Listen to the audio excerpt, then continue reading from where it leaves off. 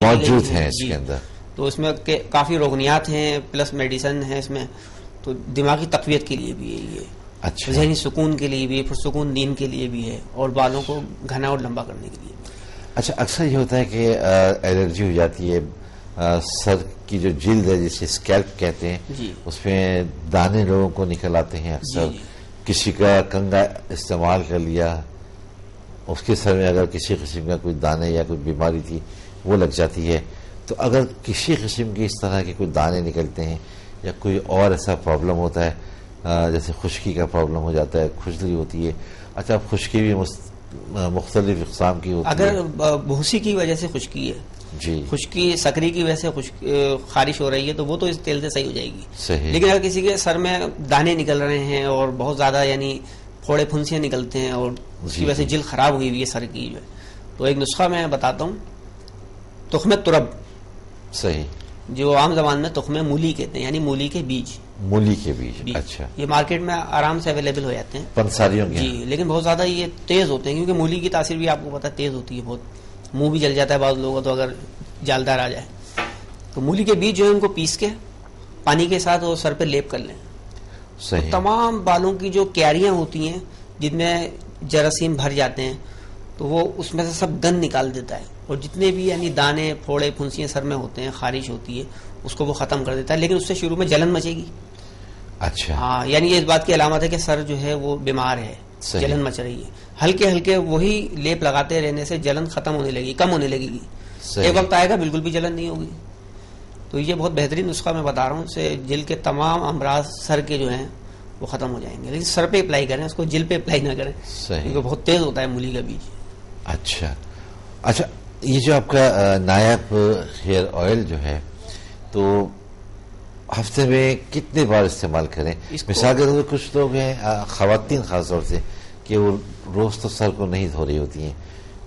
ان کا خیال یہ ہوتا ہے کہ شاید روز شیمپو کرنے سے بال متاثر ہوتے ہیں، تو آلٹرنیٹ ڈے پر اس کو مثلا لگائیں. مثال کے طور پر آج لگایا، ظاہر 2 دن تو سر میں رہے گا. اگر یہ 1 دن چھوڑ کے بھی نہا رہے ہیں تو دیکھیں، اس کو ریگولر لگا سکتے ہیں. اب سر دھونے کا جہاں تک معاملہ ہے وہ تو اپنی سہولت ہے. بعض خواتین نہیں دھونا چاہتی تو ضرورت نہیں ہے، سر میں دوا لگی رہے گی اور اچھا ہے. صحیح. یہ تو ایک دفعہ لگا لیا تو 2-3 دن بعد سر دھو رہی ہیں، کوئی فرق نہیں پڑے گا. بہترین ہے سر میں، کیونکہ سر میں جتنے ہر وقت آئل لگا رہے اتنا ہی اچھا ہے. اچھا. سر جو ہے ہم خشک رکھتے ہیں. ہمارے یہاں یہ آج کل بڑا ہے کہ سر میں تیل لگانا برا سمجھا جاتا ہے، جبکہ پرانے زمانے میں مرد بھی سر میں تیل اور آنکھوں میں سرما چیزیں لگاتے تھے. صحیح. کانوں میں سرسوں کا تیل ڈالتے تھے اور آنکھوں میں کے گلاب بھی ڈلتا تھا. بدن پہ بھی تیل کی مالش ہوا کرتی تھی. یعنی ہمارا ہر طریقے سے جسم کو تقویت دیتے تھے. کانوں میں بھی تیل ڈلتا تھا، ناک تک کے اندر سرسوں کا تیل ٹپکاتے تھے، اور لاہوری نمک اور سرسوں کے تیل سے دانتوں کی منجائی ہوتی تھی، مسواک سے ہوتی تھی. آنکھوں میں سرما اور کے گلاب ڈلتا تھا. جلد کے اوپر غازے وغیرہ استعمال ہوتے تھے. لوگ چاق و چوبند رہتے تھے، صحت مند رہتے تھے اور چمکدار. سب روایتیں ختم ہو گئی اصل میں. لیکن ابھی بھی کر سکتے ہیں اگر کرنا چاہیں. جو ہمارے بزرگ تھے وہ اس طرح سے کرتے تھے. یا اگر ہم پرانی فلمیں دیکھیں تو مجھے یاد ہے کہ اگر ایک بار میں کوئی فلم دیکھ رہا تھا، اس میں کوئی سیگل کی فلم تھی، تو باقاعدہ انہوں نے اپنے آنکھوں میں کاجل یا سرما نہیں پتا کیا لگایا ہوا تھا. بہرحال یہ ایک اچھی بات ہے، جیسا کہ آپ نے کہا کہ ہمیں اپنے پورے جسم کو جو ہے وہ مینٹین کرنے کے لیے اس طرح کی ضروری چیزیں ضرور. ابھی میں ایک سرما بناتا ہوں، یقین کریں وہ سرما آنکھوں کا چشمہ اتر جاتا ہے. اچھا، اور بلکہ کتنی لیڈیز ہیں جو ابھی شاید کورنگی میں ہیں، وہ دیکھ رہی ہوں پروگرام، ان کی آنکھوں کا موتیا آنکھوں میں اتر آیا تھا. ڈاکٹر نے آپریشن لکھا تھا. اچھا. تو میرے والد نے وہ سرما بنا کے دیا تھا. ان کا آپریشن یعنی آپریشن کی ضرورت نہیں پڑی تھی، موتیا اتر گیا تھا. اچھا، موتیا ختم ہو جاتا، ختم ہو گیا موتیا. اب سرمے سے خالی بظاہر وہ سرما تھا، لیکن اس میں بہت سارے جواہرات ڈلے ہوئے تھے، وہ پسے ہوئے تھے، وہ آنکھوں میں لگے تھے. 1 مہینے تو اس کی پسائی ہوتی ہے ارکے گلاب میں. بہت محنت طلب نسخہ ہے.